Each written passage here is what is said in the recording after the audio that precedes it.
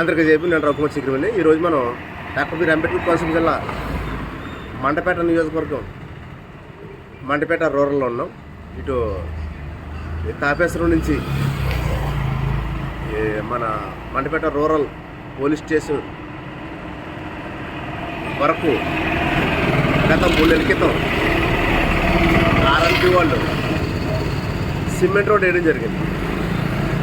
ఇది కూడా థిక్నెస్ ఏంటంటే మ్యాక్సిమం 12 అంగుళాలు అనుకుంటా. ఈ 12 అంగుళాల థిక్నెస్ కూడా వేసి 3 నెలలు కూడా అవ్వట్లేదు.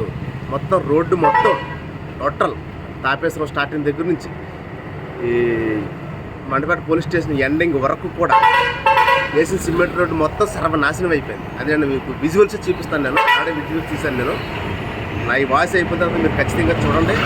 ప్రతి ఈ విజువల్ కూడా చాలా క్లియర్గా తీశాను. దీన్ని బట్టి ప్రభుత్వ యంత్రాంగ వ్యవస్థ ఏ విధంగా అయితే తయారైంది అనేది మనం ఖచ్చితంగా అర్థం చేసుకోవాలి.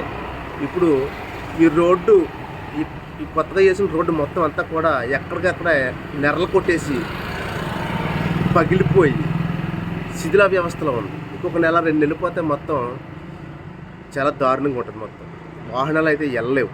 ఇది cement road. Maximum cement road కనీసం 10-15 సంవత్సరాలు దాటైనా రావాలి.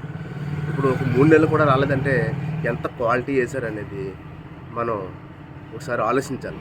అదేవిధంగా ఈ ఆర్ఎండ్బి డిపార్ట్మెంట్ వాళ్ళు బిల్లు ఎలా చేశారు, ఈ ఆర్ఎండ్బి క్వాలిటీ కంట్రోల్ ఏం చేస్తుంది?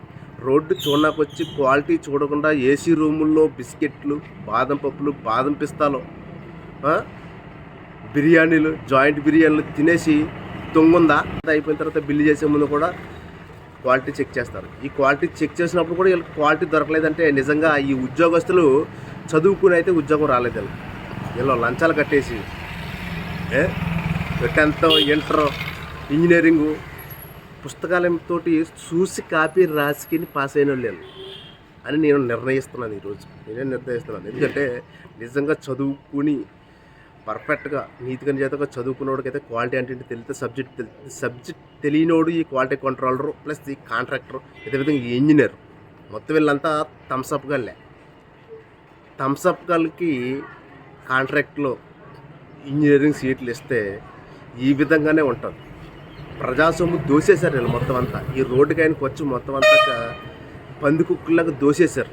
కాంట్రాక్టర్, ఇంజనీర్, క్వాలిటీ కంట్రోల్ ముగ్గురు ఒకటయ్యి ప్రజలను ఎర్రబోగులు చేసి ప్రజాసొమ్ము దోసేశారు. ఈరోజు ఈ ఇంజనీర్, ఈ క్వాలిటీ కంట్రోల్, ఈ ఆర్ఎండ్బి డిపార్ట్మెంట్ మొత్తం అంతా కూడా వీళ్ళు ఉద్యోగాలు చేస్తూ వీళ్ళకి ఇచ్చిన జీతాలు అనేది ప్రజల్లో నిత్యావసర సరుకుల దగ్గర నుంచి ప్రజలు ఖర్చు పెట్టే ప్రతి ఖర్చు నుంచి కూడా ట్యాక్స్ రూపంలో ప్రభుత్వం వసూలు చేసి వీళ్ళకి జీతాలు ఇస్తుంది. వీళ్ళ బాబు గారు సొమ్మేం కాదు, ముఖ్యమంత్రి బాబు గారు సొమ్మేం కాదు జీతాలు ఇవ్వడం.